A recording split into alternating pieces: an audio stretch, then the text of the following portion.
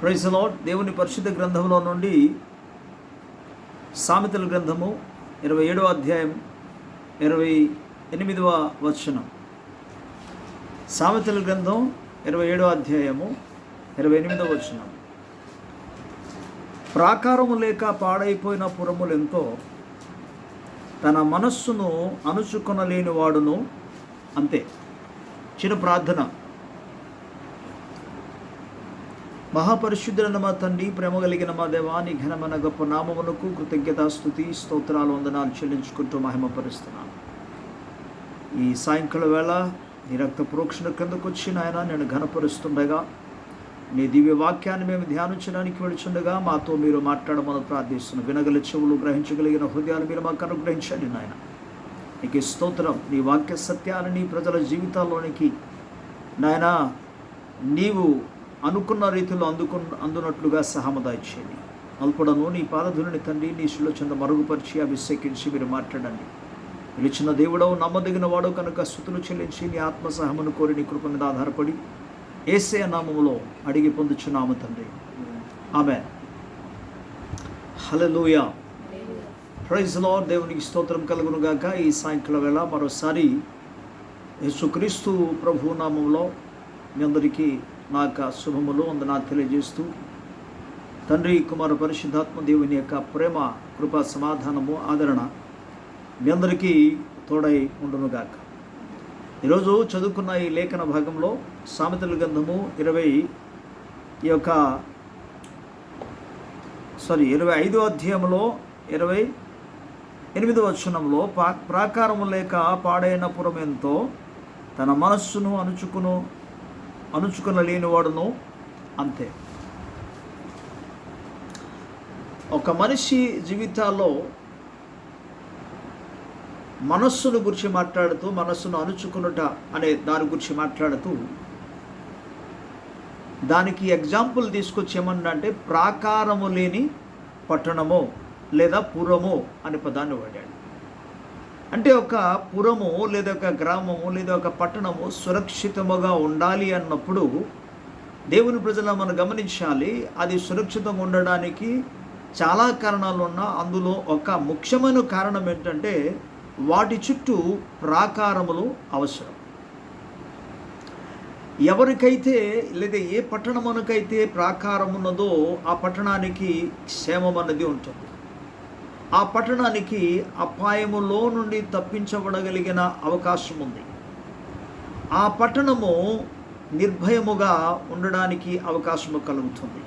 అంటే పట్టణం యొక్క క్షేమము, పట్టణం యొక్క నిర్భయము, ఎవ్రీథింగ్ దేని మీద ఆధారపడి ఉన్నదంటే మనం గమనించాలి, ప్రాకారాల మీద ఆధారపడింది.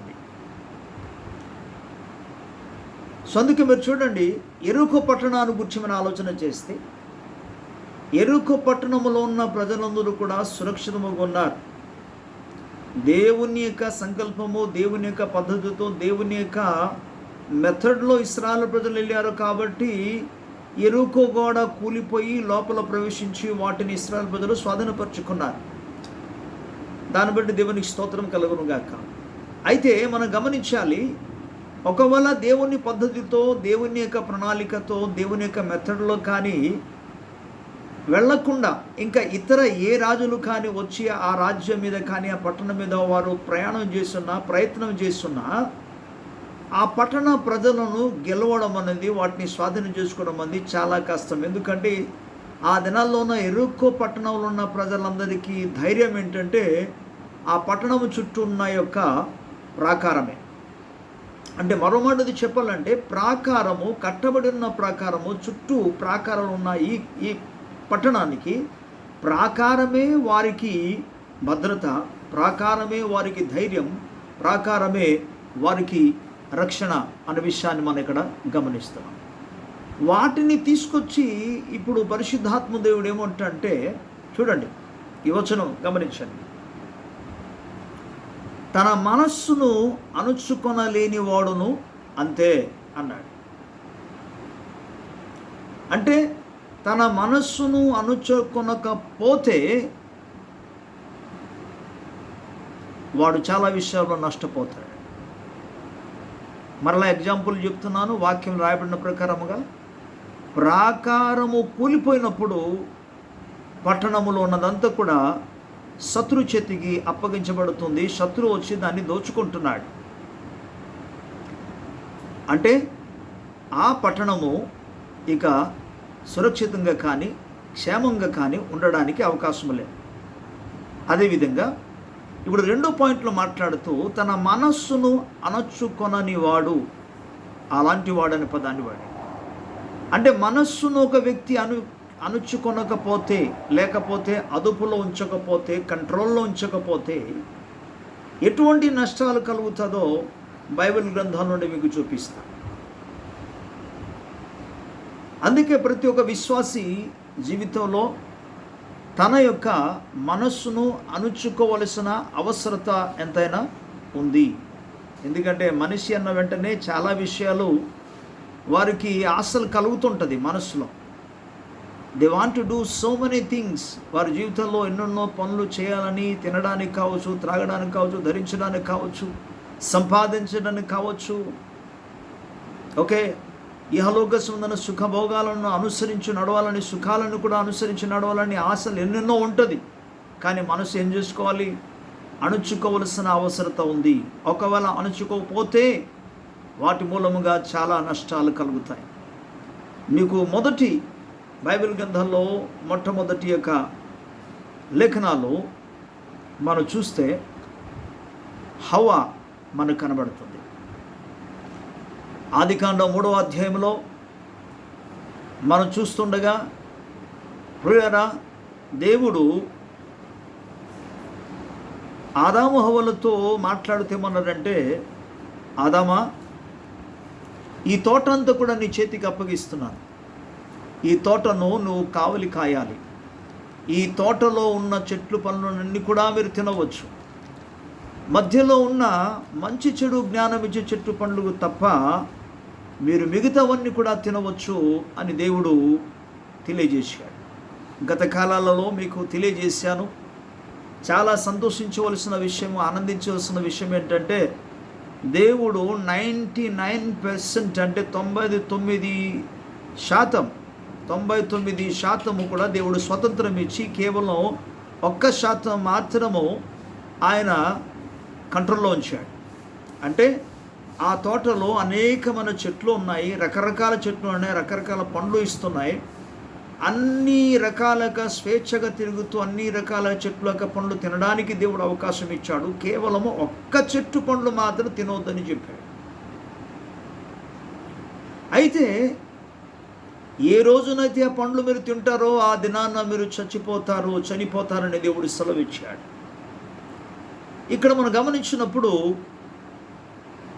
హవ్వ తన మనస్సును అణుచుకొనలేకపోయింది. దేవుడు చెప్పిన మాటలను జ్ఞాపకం చేసుకోలేకపోయింది. సర్పములో సాతానుడు ప్రవేశించి, సాతానుడు సర్పములో నుండి మాట్లాడుచమన్నారంటే, మీరు ఇవన్నీ మనకు తెలిసిన విషయం కాబట్టి మీకు ప్రత్యేకంగా మీకు చెప్పటం లేదు, గమనించాలి. మీరు అర్థం చేసుకోగలరు కాబట్టి నేను ఫ్రీగా చెప్పేసి వెళ్ళిపోతున్నాను. మీరు ఈ పండ్లు తిన్న దినాన్న మీరు దేవుని వలె అయిపోతారు, మీ కనులు తెరవబడుతుంది, మీరు దేవుని వలె మారిపోతారు అని అపవాది చెప్పిన ఒక్క మాటను బట్టి హవ్వ ఏమాత్రం కూడా అణుచుకొనకుండా ఈ లేఖనాలు మీకు ఒకసారి మీకు చూపిస్తాను, జాగ్రత్త గమనించండి. దేవుని వాక్యంలోనికి మనం మరోసారి వెళదాం. ఇక్కడ 6వ వచనంలోనికి వెళ్ళినప్పుడు ఆదికాండం 3వ అధ్యాయము 6వ వచనములో, స్త్రీ ఆ వృక్షము ఆహారమునకు మంచిదియు, కన్నులకు అందమైనదియు, వివేకమిచ్చు రమ్యమైనదియునై ఉండుట చూచినప్పుడు ఆమె దాని ఫలములలో కొన్ని తీసుకొని తిని తనతో పాటు తన భర్తకును ఇచ్చెను, అతడు కూడా తినెను. ప్రియులారా, ఈ వాక్య భాగంలో మనం గమనించినప్పుడు అపవాది చెప్పిన మాటలు రకరకాలుగా ఉంది. 4, 5 వచనాలు కూడా మీకు చదివి వినిపిస్తాను. అందుకు సర్పము, మీరు చావనే చావరు. మొదటిది, ఏలనగా మీరు వాటిని తినుదినమున మీ కన్నులు తెరవబడును. రెండవది, మీరు మంచి చెడులను ఎరుగువారై. మూడవది, దేవతల వలె ఉందురు. నాలుగోది ఇది. చూసారా, మీ కన్నులు తెరవబడుతుంది, మీరు మంచి చెడు జ్ఞానం తెలుసుకుంటారు. మూడోది, మీరు దేవతల వలె మారిపోతారు. అలాగే నాలుగో విషయం చూసాం ఏంటంటే, మీరు చావనే చావరు. ఈ మాట చెప్పిన వెంటనే హవ్వ ఏమాత్రము కూడా దేవుని మాట జ్ఞాపకం చేసుకుండా, తన మనస్సును అణుచుకొనకుండా వెంటనే వెళ్ళి, అందుకే మన 6వ వచనం చూపించాను ఏంటంటే, అది ఆహారమునకు మంచిదని ఇప్పుడు కనబడుతుందట, కనులకు అందమైనదిగా కనబడిందట, వివేకమిచ్చు రమ్యమునైనది ఉండుట చూచి అని పదాన్ని మనం చూస్తున్నాం. అందుకే ఆమె ఆ పండ్లు తిని. ఓకే, ఇప్పుడు పాయింట్లోనికి మనం వద్దాం. దేవుని మాటకు లోబడకుండా ప్రభు మాట కంటే అపవాది మాట మాత్రము నమ్మి, ప్రభు మాట విని తనను తాను తన మనస్సును అణుచుకొనకుండా సాతాను చెప్పిన వెంటనే లోబడింది. ఈనాడు అనేక మంది జీవితాల్లో కూడా అటువంటి పరిస్థితుల్లో ఉన్నారు. దేవుడు చెప్పిన మాటను ప్రక్కన పెడుతున్నారు. దేవుని మాటలను కూడా లెక్క చేయటం లేదు.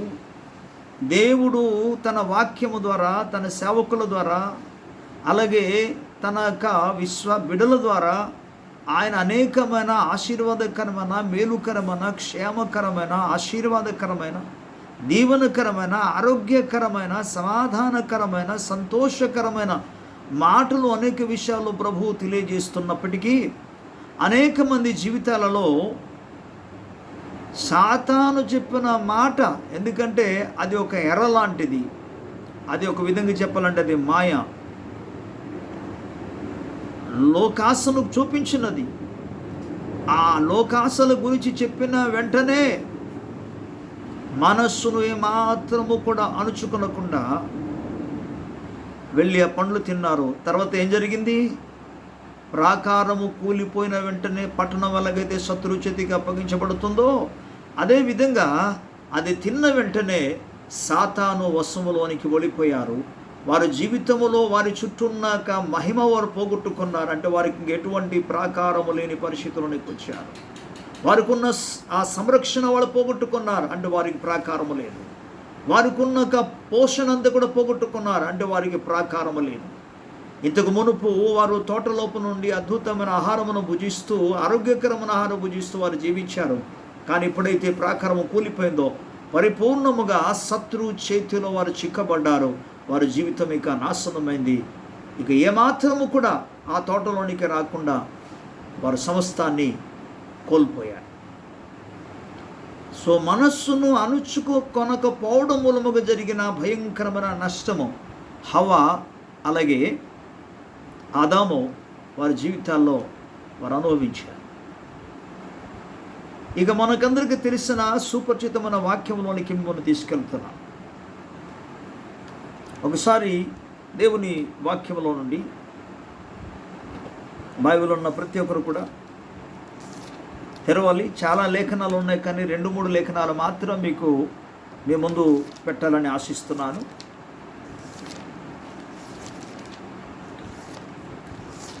ఇక యెహోషువ గ్రంథం 7వ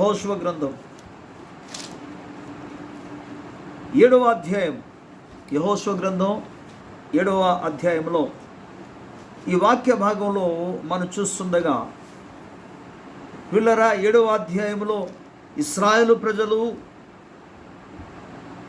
ఎరుకో పట్టణం మీదకి యుద్ధానికి వెళ్ళడం అనేది మనం చూసాం. ఎరుకో పట్టణాన్ని దేవుడు సంపూర్ణముగా నాశనించమని చెప్పాడు. అది శపించబడినది అని తెలియజేశాను. అందుకే అందులో ఉన్న వస్తువులు ఏ ఒక్కరు కూడా తీసుకురావడానికి వీల్లేదు అని ప్రభు సెలవిచ్చిన. మీరు గమనించండి, ఇక్కడ ఒక వ్యక్తి మనకు కనబడతాడు.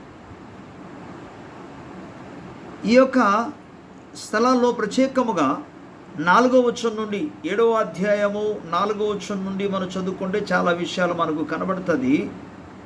ఎందుకంటే అందులో రాయబడిన వాటన్ని కూడా మనం చదవడానికి ప్రజెంట్ సమయం సరిపోదు కనుక కేవలం కొద్ది మాటలు మాత్రం మనము ధ్యానం చేసుకుందాం. 7వ అధ్యాయంలో 12వ వచనం, కాబట్టి ఇశ్రాయేలు శాపగ్రస్తులు తమ శత్రువుల ఎదుట నిలువక వారు ఓడిపోయినట్టుగా మనకు కనబడతాం. ఫస్ట్ టైం ఎందుకు ఓడిపోయారా బాబు అని చెప్పేసి ప్రభు దగ్గర వారు ప్రార్థన చేస్తున్నప్పుడు దేవుడు మాట్లాడతాడు. అదేమనగా ఆకాను అనే ఒక వ్యక్తి ఆ శపించబడిన వాటిలో కొన్ని దుస్తులను చూసి, మీరు చూడండి ఇక్కడ స్పష్టంగా రాయబడిన మనకు కనబడుతుంది. మీరు ఒకసారి 7వ అధ్యాయము 21వ వచనాన్ని చూడండి. దేవునికి స్తోత్రం కలుగును గాక. హల్లెలూయా. 7వ అధ్యాయము 21వ వచనం చూస్తే, దోపుడు సొమ్ములో ఒక మంచి సీనారు పై వస్త్రమును, అదేవిధంగా 200 తులముల వెండిని, 50 తులముల ఎత్తుగల ఒక బంగారు కమ్మిని నేను చూచి వాటిని ఆశించి తీసుకొంటిని. ఇదిగో నా డేర మధ్య అవి భూమిలో దాచబడి ఉన్నవి, ఆ వెండి దాని క్రింద ఉన్నదని ఉత్తరమిచ్చి తాను చేసినదంతయు ఒప్పుకొని. మనకు దేవుని వాక్యం ముందుగానే సెలవిచ్చిన విషయం ఏంటంటే, అది శపించబడిన పట్టణం, అందులో ఉన్నదంతా కూడా శపించబడింది కనుక అందులో ఎవరు కూడా ఏది తీసుకురావడానికి వీల్లేదు. కానీ ఇక్కడ మనం గమనిస్తే ఈ శపించబడిన వాటిని గురించి ఆకాను చూసిన తర్వాత, మీకు 21వ వచనం చూపించాను కదా, అది చూసిన వెంటనే తనకేమనిపించిందట, కొన్ని విషయాలు ఇక్కడ గమనించదు. ఒకటి, పై వస్త్రమును, 200 తులముల వెండి, 50 తులం ఎత్తుగల బంగారం. చూడండి, పై వస్త్రము 200 తులముల కలిగిన వెండి, 50 తులముల బంగారం. ఇది చూచిన వెంటనే దేవుడు ఇశ్రాయేలు ప్రజలకు యెహోషువ ద్వారా తెలిపిన మాటలు ఆయన జ్ఞాపకం చేసుకోనలేకపోయాడు. అది చూసిన వెంటనే తన మనస్సును అణుచుకొనలేకపోయాడు. ఆకాన్ అణుచుకొనలేక తాను ఏమనుకున్నాడంటే, సరే ఎవరు తీసుకెళ్ళకపోయినా నాకు అనవసరం, నేను మాత్రం ఎవరికి కనబడకుండా ఈ దుస్తులను, పై వస్త్రాన్ని, 200 తులముల వెండిని, 50 తులముల బంగారాన్ని తీసుకెళ్ళి దాచేసుకుంటానని దాచేసుకున్నాడు కూడా. ఇప్పుడు తన మనస్సును అణచుకొనకపోవటం మూలముగా చూసిన తర్వాత దేవుని మాట జ్ఞాపకం చేసుకోవాలి. Anythings happens before your eyes. మీ కనుల ఎదుట ఏది జరగడం మీరు చూసినా, మీ కనుల ఎదుట ఏదైనా ఆశింపదగినది మీకు కనబడినా, మొట్టమొదటిగా చేయవలసిందంటే దేవునిని జ్ఞాపకం చేసుకోవాలి, దేవుని మాటను జ్ఞాపకం చేసుకోవాలి. అప్పుడే నీవు నీ మనస్సును అణుచుకోవడానికి అవకాశం ఉంటుంది. ఈ వాక్య భాగంలో మనం గమనించినప్పుడు ఆకాను అనే వ్యక్తి తన మనస్సును అణుచుకొనలేకపోయాడు, దాన్ని తీసుకొచ్చి పెట్టాడు. తద్మూలంగా ఇజ్రాయేల్ ప్రజల్లో అనేక మంది వాటమి పాలవడానికి, ఇశ్రాయేల్ ప్రజలు వాటమి పాలవడానికి, ఇశ్రాయేల్ ప్రజలు కొందరు చనిపోవడానికి కారణమయ్యాడు. జాగ్రత్తగా గమనించాడు. ఇక్కడ ఏంటంటే కేవలం ఇది తనలో ఉన్న దురాశ మాత్రం కాదు, మన పాయింట్ కూడా ఏంటంటే తన మనస్సును అణచుకొనకపోవడం మూలముగా శత్రువు ప్రవేశించాడు. ఏ విధంగా శత్రువు ప్రవేశించి ఇశ్రాయేల్ ప్రజలందరూ కూడా ఓటమి పాలవడానికి కారణమయ్యింది అంటే ప్రాకారం పడిపోయిందని అర్థం. అంతవరకు ఉన్న దేవుని యొక్క ప్రాకారము, కాపుదల అనే ప్రాకారం, సంరక్షణ అనే ప్రాకారం కూలిపోయింది. కాబట్టి ఇశ్రాయేల్ ప్రజల్లో అనేక మంది చనిపోయారు. రెండవదిగా మనం చూస్తే ఇశ్రాయేల్ ప్రజలంతా కూడా, సైన్యమంతా కూడా ఓటమి పాలైంది. ఇజ్రాయేల్ ప్రజలందరూ కూడా దుఃఖమునకు కారణమైపోయారు, దుఃఖించడానికి కారణమైపోయాడు ఈ ఆకాను. ఫైనల్గా మనం గమనిస్తే తన మనస్సును అణుచుకోవడం మూలముగా ప్రాకారాలు కూలిపోయింది. ఏంటి ప్రాకారం కూలిపోయిందంటే ఆకాను యొక్క కుటుంబము చుట్టూ ఉన్న ప్రాకారం, దేవుని కాపుదలాని ప్రాకారం కోల్పోయాడు. అది కూల్చబడింది. అందువలనే ఆకాను ఒక కుటుంబ సభ్యులందరినీ దేంతో పాటు తాను దురాశతో తన మనస్సును అణుచుకొనకుండా తీసుకొచ్చిన ఆ యొక్క పై వస్త్రము కానీ, 200 తులముల వెండి కానీ, 50 తులముల బంగారము కానీ, వాటితో సహా వీరి ప్రాణము, కుటుంబ ప్రాణమంతా కూడా కోల్పోయాడు. వీటికి కారణం తన మనస్సును అణుచుకొనకపోవడమే.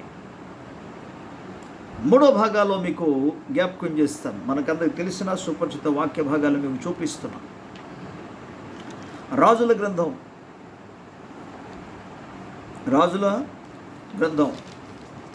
దేవుని స్తోత్రం. రాజుల 2వ గ్రంథము 5వ అధ్యాయములో, రాజుల 2వ గ్రంథం 5వ అధ్యాయములో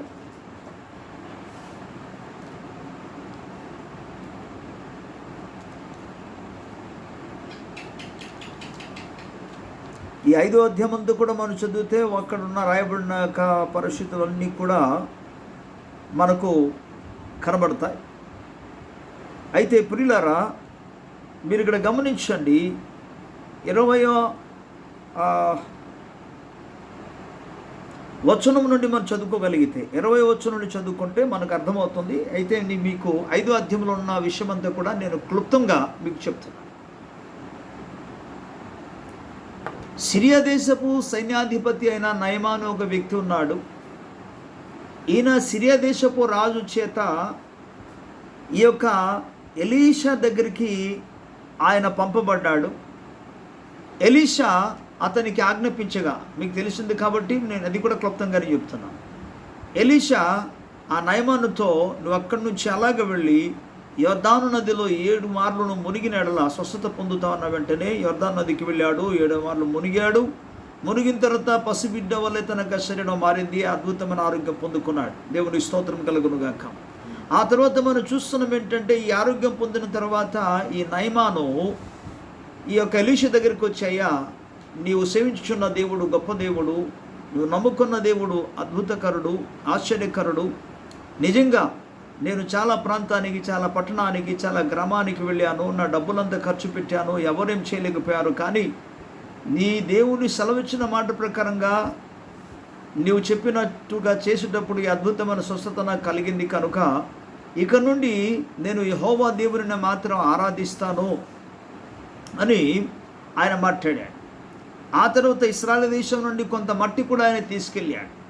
ఓకే, అయితే ఆయన ఎలీషా దగ్గరికి వచ్చి ఏమంటాడంటే, నీ మూలంగా నాకు స్వస్థత కలిగింది కనుకయ్యా, మీకు ఎంత కావాలన్నా వెండి బంగారములు దుస్తులు ఏది కావాలన్నా సరే మీకు ఇస్తాను, తీసుకెళ్ళమన్నాడు. కానీ ఎలీషా దాన్ని ఏమాత్రం కూడా ఒప్పుకోలేదు, దాన్ని తీసుకోలేదు. అయితే మీరు చూడండి పిల్లరా, తర్వాత మనం గమనించినప్పుడు ఈ యొక్క ఎలీషాక దాసుడైన గెహాజీ, సేవకుడైన గెహాజీ ఈ మాట విని మౌనంగా ఉన్నాడు. నా యజమానుడు ఏంటిలా అంటున్నాడు, గురువుగారు ఇలాగంటారేంటి, ఆయన ఉచితంగా ఇస్తానంటే తీసుకోనంటారేంటి ఈయన అంటూ, సరే గురువుగారు తీసుకోకపోతే ఏముంది, మనం తీసుకుందామని చెప్పేసి గురువుగారికి తెలియకుండా వెళ్ళి ఆయన కొంత వస్త్రమును, వెండిని, బంగారమును తీసుకొచ్చి ఆయన కూడా దాచుకున్నాడు. అంతే. లేఖనం మనకేం చెప్తుందంటే, దేవుని ఆత్మతో నింపబడి ఆత్మచేత నడిపించబడుతున్న దైవ సేవకుడు ప్రవక్త అయిన ఎలీషా 26వ వచనంలో ఏమంటాడో ఒకసారి మనం చూద్దాం. అంతటా ఎలీషా వానితో, ఆ మనుష్యుడు తన రథము దిగి నిన్ను ఎదుర్కొంటకు తిరిగి వచ్చినప్పుడు నా మనస్సు నీతో కూడా రాలేదా? ద్రవ్యమును, వస్త్రములను, ఒలివ చెట్ల తోటలను, ద్రాక్ష తోటలను, గొర్రెలను, ఎడ్లను, దాసదాసులను సంపాదించుటకుంటకు ఇది సమయమా? పిల్లరా, ఏమాత్రము కూడా అరే గురువు వద్దన్నారు అని అంటే శిష్యుడు ఏం చేయాలి? తాను కూడా వద్దన్నారు. గురువును వెంబడించిన ప్రతి ఒక్క శిష్యులు కూడా మా గురువు వద్దన్నారు, నాకు వద్దు అన్నారు. కానీ గురువుకు వేరుగా, గురువుకు తెలియకుండా కొన్ని పనులు చేద్దామని ఆయన దాచుకుందామని అనుకున్నాడు. కానీ దేవుని ఆత్మతో నడిపించబడుతున్న దైవ సేవకుడైన ఎలీషా అంటున్నాడు, నువ్వు పని అసలు ఎందుకు చేశావు? ద్రవ్యాలు, వస్త్రాలు, ఒలివ తోటలు ఇవన్నీ కూడా సంపాదించడానికి ఇది టైం కాదు, ఇది సమయం కాదు, ఇది గమనించాలి అని మాట్లాడి చివరికి ఒక మాట అన్నాడు, నయమాను కలిగిన కుష్ఠము నీకును నీ సంతతికిని, అయ్యో బాబు అతి భయంకరమైన మాట, నీకును నీ సంతానమునకును కలుగుతుందని పదాన్ని వాడాడు. ప్రేమను దేవుని బిడ్డలారా, ఇందులో మనం నేర్చుకోవాల్సిన విషయం ఏంటంటే, తన మనస్సును ఆయన అణుచుకొనక దురాశ కలిగినందుకు దాన్ని తీసుకురావడానికి ఏమాత్రం కూడా వెనుకాంజలేదు. కాబట్టి అతని జీవితంలో తనను, తన సంతానమును సర్వకాలము భయంకరమైన కుష్ఠ రోగానికి, వ్యాధికి గురి అయిపోయాడు. అందుకు దేవుని వాక్యం మనకి ఏం చెప్తుంది? నేను ఇప్పటి వరకు ధనాన్ని గురించి, అలాగే ఆదమావుల జీవితంలో కేవలం తిండి కోసమని పోగొట్టుకోవడం అనే పరిస్థితి ఇంకా మనకు కనబడతారు. ఎవరు? యాకోబు అన్న ఏసావు కూడా మనకు కనబడతాడు. తన మనస్సును అణుచుకొనకుండా ఆ కూర చూసిన వెంటనే కావాలని అడిగి, బ్రతికుంటేనే అంత సమస్తం అంటూ అవన్నీ మనకేం చేస్తుందని చెప్పేసి కూర కోసం, మామూలుగా ఈ చిక్కుడుకాయ కూర కోసం తన యొక్క జ్యేష్ఠత్వమును అమ్మివేశాడు. సమస్తాన్ని పోగొట్టుకుంటున్నాడనే సంగతి ఆయన తెలియలేకపోయింది. కొద్ది నిమిషాలు అణుచుకోలేకపోయాడు, కంట్రోల్ చేయలేకపోయాడు.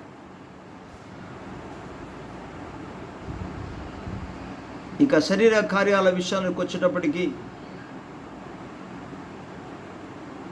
యోసేపు తన మనస్సును అణుచుకొని తనను తాను కాపాడుకోగలిగాడు. అందుకే మీరు చూడండి, ఆశీర్వాదకరమైన విషయం చెప్తున్నాను. దావీదు తన మనస్సును అణుచుకొనకపోవడం మూలంగా భయంకరమైన కష్టాలు, శ్రమలు వారి జీవితాల్లో, రాజ్యంలోనికి వచ్చాయి. కానీ తన మనస్సును అణుచుకున్న ఒక వ్యక్తి మనకు కనబడతాడు, మరో వ్యక్తి యోసేపు. తద్మూలంగా కొంత కష్టాన్ని, భూలోక సంబంధంగా కొన్ని కష్టాలు అనుభవించినప్పటికీ దేవునికి స్తోత్రం కలుగునుగాక, ఆయన ఎవరి చేత తృణీకరించబడ్డాడో, ఎవరి చేత వెలివేయబడ్డాడో, ఎవరి చేత ఆయన చెరసాల్లోనికి వెళ్ళాడో వారి ముందే, వారికి ఎదుట, అలాగే వారికి పైగా ఆయన అధికారిగా, రాజుగా, అధిపతిగా యోసేపు నియమించబడ్డాడు. దేవుని స్తోత్రం కలుగునుగాక. ఎందుకు తెలుసా? శరీర కార్యములను ఆయన అణుచుకున్నాడు కాబట్టి. చాలామంది యవన బిడ్డలు తన యొక్క భవిష్యత్తు కొరకు ఏమాత్రం ఆలోచించకుండా, దేవుడు నిర్ణయించిన కాలం ప్రకారముగా వారికి పరిశుద్ధన వివాహం జరిగే వరకు ఉండకుండా తమకు ఇష్టం వచ్చినట్టుగా ప్రవర్తిస్తాడు. అనేక మంది జీవితాల్లో కనబడుతుంటారు. ఇవన్నీ కూడా అది ఏమాత్రము క్షేమకరమైనది కాదు. ఒకవేళ అట్టి స్థితిలో ఎవరైనా ఉంటే ప్రభు సందులో క్షమాపణ వేడుకొని మనస్సును అణుచుకుంట ద్వారా నీవు ఆశీర్వదించబడతావు. లేకపోతే లేఖనాలు సత్యమన్నది, పరిశుద్ధ గ్రంథంలో ఉన్న బైబిల్ లేఖనాలు, వాక్యము సత్యమన్నది, లేకపోతే నీకు ప్రాకారం అంటూ ఉండదు. ప్రాకారం లేకపోతే నీ యొక్క స్థితి భయంకరంగా ఉంటుంది, శోచనీయంగా ఉంటుంది, బాధకరంగా మారుతుంది. అది గమనించాలి. సో ప్రియమైన దేవుని బిడ్డలారా, మనము ఆహారము కొరకు కానీ, వస్త్రముల కొరకు కానీ, వెండి బంగారములు అనగా దాన్ని మరో విధికి చెప్పాలంటే ధనము కోసము కానీ, అలాగే శరీర కార్యముల కోసమే కానీ, ఎటువంటి పరిస్థితులు సంభవించినా మన మనస్సును, ఎటువంటి శోధనలు కలిగిన మనస్సును అణుచుకొంట ద్వారా నిన్ను నువ్వు కాపాడుకోగలవు, నీ కుటుంబాన్ని నువ్వు కాపాడుకోగలవు, నీ మూలంగా అనేక మంది కాపాడబడగలరు. దేవుని స్తోత్రం కలుగును గాక. హల్లెలూయా. మీరు గమనించండి, ఇప్పుడు మనస్సును అణుచుకొనకుండా అనేకమైన పరిస్థితి జరుగుతుంది ప్రజెంట్ లోకంలో.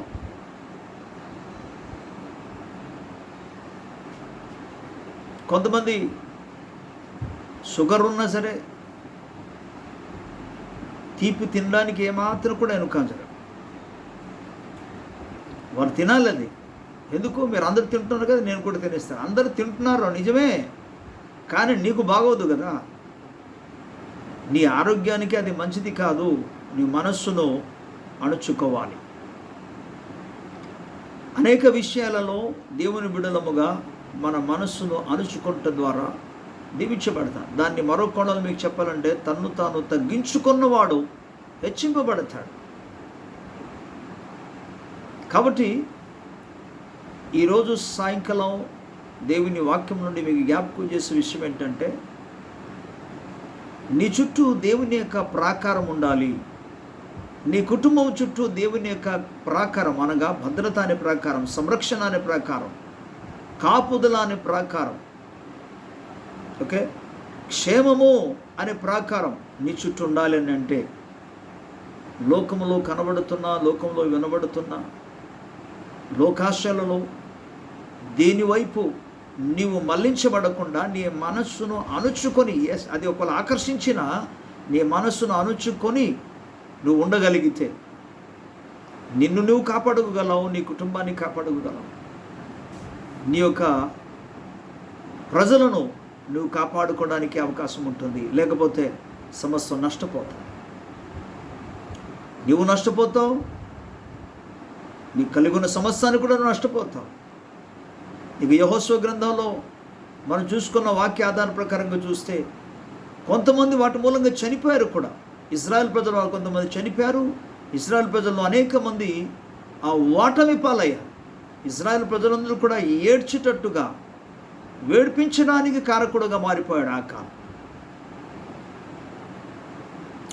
ఇక దేవుని వాక్యంలో మనం చూసుకున్నాం, హవ్వ తన మనస్సును అణుచుకోనకపోవటం మూలముగా దేవుని సన్నిధి నుండే పూర్తిగా వెళ్ళగొట్టబడింది. దేవుని కృప నుండి దూరం అయిపోయింది. ప్రభువు క్షేమముగా, సమాధానముగా ఇచ్చే ఆ యొక్క సుఖవంతమైన, ఆరోగ్యకరమైన, నెమ్మదితో కూడిన ఆహారమును పోగొట్టుకుంది. దిగంబరుగా దేవుని మహిమను పోగొట్టుకున్నారు. దేవుని సన్నిధే పూర్తిగా కోల్పోయాడు. ఎందుకు తెలుసా? తన మనస్సును అణుచుకుపోవడం. కనుక ఈ రాత్రికాల సమయంలో దేవుని సేవకునిగా మీకు జ్ఞాపకం చేసే ముఖ్యమైన విషయం ఏంటంటే, నీ యొక్క మనస్సును నీవు అణుచుకోవాలి. సో మెనీ థింగ్స్, జీవితంలో అనేక విషయాలు ఎదురవుతుంటాయి. అందుకే ఏదైతే క్షేమకరమైనదో, ఏదైతే మేలుకరమైనదో, ఏదైతే ఆశీర్వాదకరమైనదో, ఏదైతే ఆరోగ్యకరమైనదో వాటిని మాత్రం నీవు చేయడానికి ముందుకు వెళితే నువ్వు దీవించబడగలవు, నువ్వు క్షేమంగా ఉండగలవు, ఇతరులను కూడా నీవు క్షేమంగా ఉండడానికి కారణముగా మారగలవు. దేవుని స్తోత్రం కలుగునుగాక. హల్లెలూయా, హల్లెలూయా. సో ప్రభు ఈ కొద్ది మాటలు మన అందరి వెనుకల్లో ఆయన ఫలింపచేయునుగాక. ఆమేన్. చిన్న ప్రార్థన. దయా కనికరం కలిగిన మా దేవ, నీ ఘనమైన గొప్ప నామానికి కృతజ్ఞత స్తుతులు స్తోత్రాలు చెల్లిస్తూ, ఈ యొక్క మాటలు ప్రతి హృదయంలో నాటబడి ఫలించున్నట్లుగా ప్రభా, ఇహలోక సంబంధమైన విషయములలో శత్రువు అనేకమైన కోణాలలో ప్రభా శోధనలో తీసుకొచ్చి మనసులను ఆకర్షించి ప్రాకారాలను పడగొట్టడానికి వారు చేసిన ప్రతి ప్రయత్నాలను ముందుగా ఎరిగిన వారై నాయనా నీ చిత్తమునకు లోబడి విధేయత కలిగి నీ మాటకు లోబడి జీవించేటట్లుగా తమ మనస్సులను అణుచుకున్నట్టుగా కృప చూపి నడిపించమని యేసు ప్రభు నామములో వేడుకొనుచున్నాము తండ్రి. ఆమేన్.